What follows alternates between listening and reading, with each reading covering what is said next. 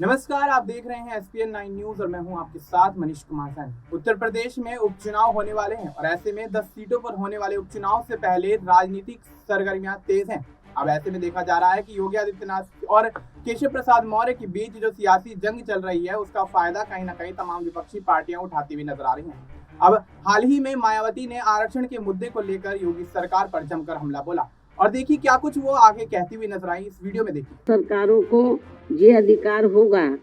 कि वह संविधान के अनुच्छेद 341 व 342 के अंतर्गत माननीय महामहिम राष्ट्रपति के द्वारा घोषित एससी व एसटी जातियों के समूह का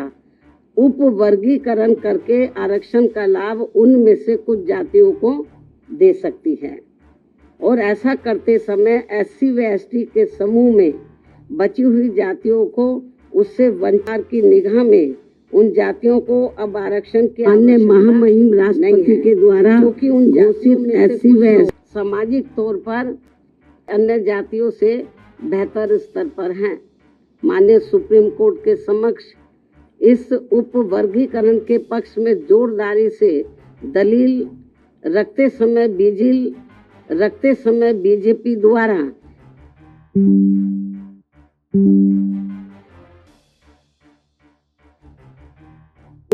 और अंत में ये सभी लोग फिर आरक्षण से वंचित रह जाएंगे। साथ ही माननीय सुप्रीम कोर्ट के समक्ष दविंदर मामले में सुनवाई के दौरान केंद्र और राज्य सरकार की तरफ से भी सत्ताधारी दल के वकीलों ने ही अपना पक्ष रखा है, परंतु माननीय सुप्रीम कोर्ट के 1 अगस्त 2024 के आए निर्णय के बाद अब तक इन सरकारों ने अपना पक्ष स्पष्ट नहीं किया है, जिससे अन्य को लेकर काफी भ्रांति की स्थिति बनी हुई है। माननीय सुप्रीम कोर्ट के समक्ष सुनवाई के दौरान समाजवादी पार्टी के वरिष्ठ राज्यसभा सांसद जो कि वरिष्ठ तथा इनके साथ साथ बीजेपी ने केंद्र में अपनी सरकार की ओर से माननीय अटॉर्नी जनरल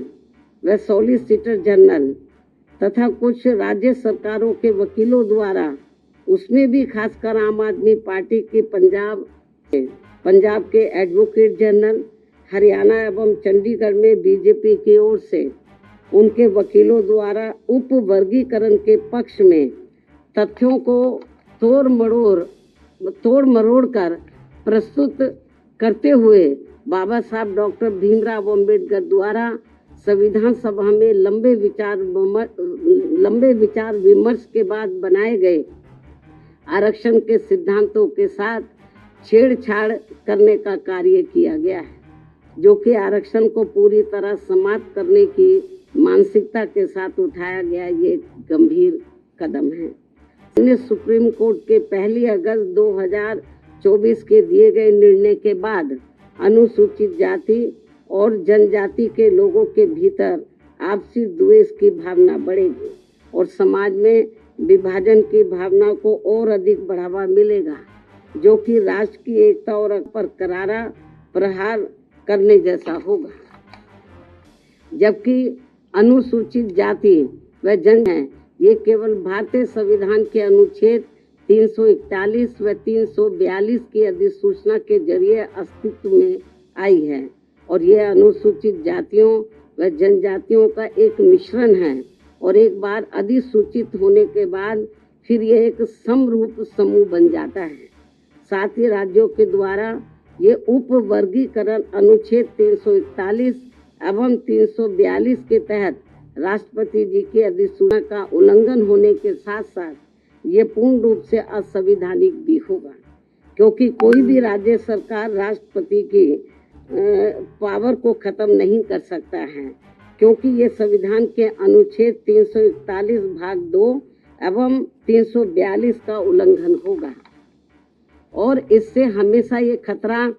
बना रहेगा कि अनुसूचित जाति व जनजाति को दिया जाने वाला आरक्षण कब खत्म हो जाएगा, जबकि अनुसूचित जाति व जनजाति समुदाय के लोगों का वर्गीकरण का एकमात्र मूलभूत आधार सामाजिक गैर बराबरी अर्थात छूट पात रहा है। ऐतिहासिक तौर पर सामाजिक गैर बराबरी की वजह से ही आरक्षण दिया गया है, तो ऐसे में जाति के आधार पर प्रताड़ना झेलने वाले समुदाय के बीच आरक्षण का बंटवारा करना ये पूर्ण रूप से अनुचित, असंवैधानिक व गलत है, क्योंकि दलितों व आदिवासियों के लिए आरक्षण का उद्देश्य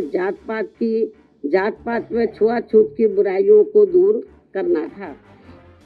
साथ ही दिनांक 1 अगस्त 2024 के माननीय सुप्रीम कोर्ट के निर्णय अनुसार अब राज्य सरकारें अनुसूचित जाति व जनजाति का उप वर्गीकरण कर सकते हैं, जो कि असंवैधानिक है एवं उचित नहीं है। इतना ही नहीं बल्कि अनुसूचित जाति एवं जनजाति समुदाय का उप वर्गीकरण, जिसे माननीय सुप्रीम कोर्ट ने अनुमति दे दी है, इसे अब राजनीतिक दलों द्वारा राजनीतिक हथियार के रूप में उपयोग किया जाएगा। जहां एक तरफ राजनीतिक दल अपने राजनीतिक उद्देश्यों को पूरा करने के लिए कुछ अनुसूचित जाति व जनजाति वर्गों को हाशिए पर धकेल देंगे और उनके लिए पक्षपात का माहौल बनाकर अपना उद्देश्य पूरा करेंगे, तो वहीं दूसरी तरफ अनुसूचित जाति एवं जनजाति के इस उप वर्गीकरण के कारण काफी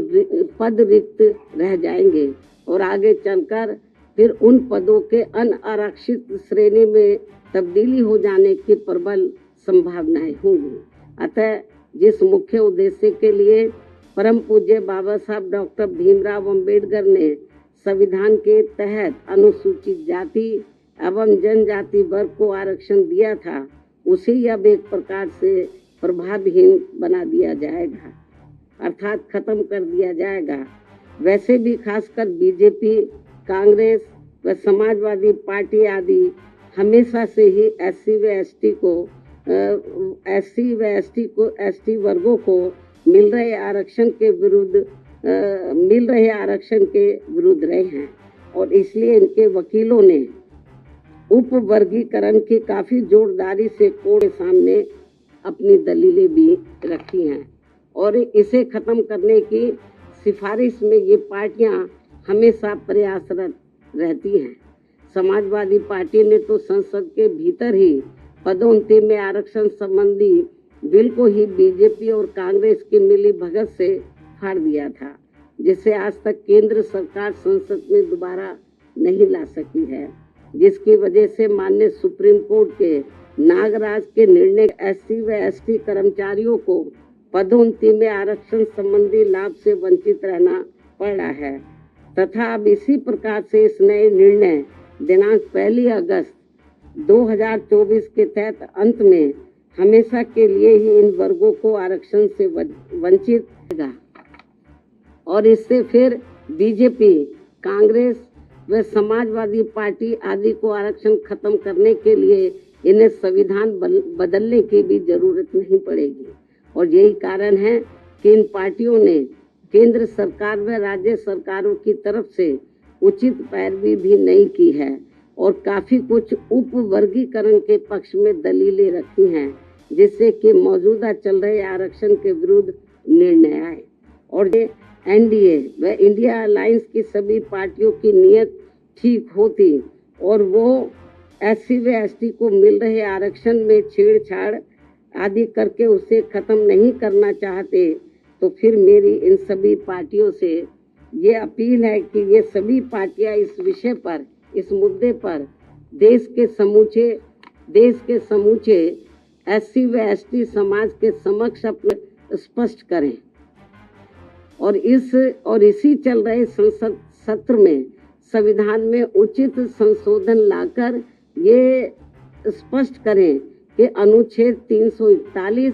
व 342 के तहत माननीय राष्ट्रपति द्वारा घोषित एससी व एसटी जातियों के संबंध में भविष्य में किसी भी प्रकार की छेड़छाड़ व उप वर्गीकरण करने का अधिकार किसी को भी। तो आपने देखा कि किस तरीके से आरक्षण की मांग करते हुए मायावती आरक्षण के मुद्दे पर योगी सरकार को और भारतीय जनता पार्टी को घेरती हुई नजर आई। साथ ही देखा जा रहा है जिस तरीके से उपचुनाव नजदीक है तो मायावती उत्तर प्रदेश में काफी ज्यादा सक्रिय होती हुई नजर आ रही है, प्रभारी घोषित करती हुई नजर आ रही है और आकाश आनंद को बड़ी जिम्मेदारियां देती हुई यहाँ पर मायावती दिखाई दे रही है। अब देखना है, ये दिलचस्प होगा कि आने वाले समय में होने वाले उपचुनाव में मायावती क्या वाकई आरक्षण के मुद्दे पर ही चुनाव लड़ती हुई नजर आएंगी, क्योंकि देखा जा रहा है जिस तरीके से लोकसभा चुनाव में उनको करारी शिकस्त का सामना करना पड़ा है, तो आने वाले समय में क्या कुछ मायावती अपनी रणनीतियां बदलती हुई नजर आएंगी, आरक्षण का मुद्दा ही लेकर चलेंगी, और आरक्षण का मुद्दा अगर लेकर चलती हैं तो वाकई योगी आदित्यनाथ सरकार पर धावा बोलने में कामयाब हो पाती हैं या फिर नहीं। फिलहाल के लिए इतना ही। देश और दुनिया से जुड़ी तमाम जानकारी के लिए आप देखते रहिए SPN9 न्यूज।